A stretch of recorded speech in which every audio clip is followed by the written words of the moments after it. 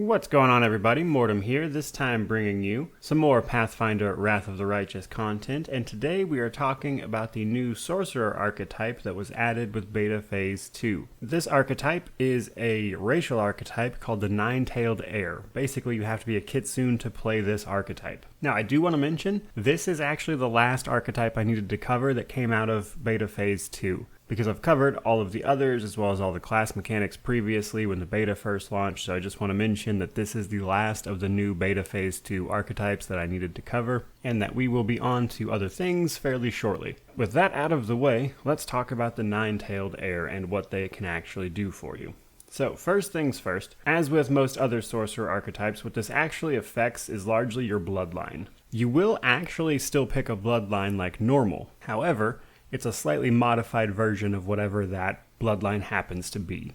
So you will not get the bonus spells that you would typically get for each bloodline. Instead, at 7th level and every 6 levels afterwards, you'll receive an extra bonus feat chosen from a list specific to each bloodline. But basically, you're going to get bonus feats depending on what bloodline you pick, as opposed to your regular bloodline spells that you would normally get. Now, the spells themselves are actually replaced with the magical tail. The big thing with the Kitsune is that they can get extra tails, which will grant them magic abilities.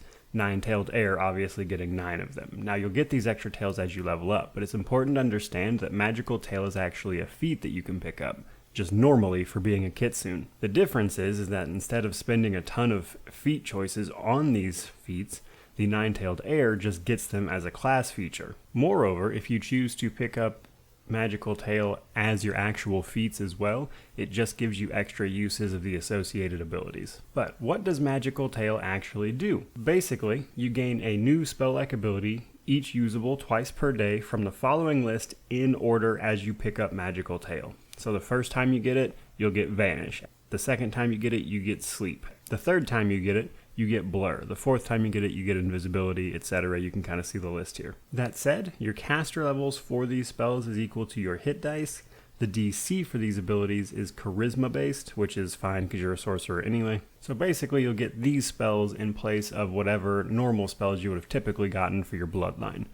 So that's pretty much it for the Nine-Tailed Heir. Overall, I think it is a very flavorful archetype that kind of really leans in on this magical tail thing for the Kitsune, which is just, again, neat and has a lot of flavor. But with all of that out of the way, guys, if you liked the video, please remember to like, comment, subscribe, all that YouTube jazz. But regardless of any of that, truly, just thank you so much for watching. I really do appreciate it. May you wander in wisdom and have an amazing day.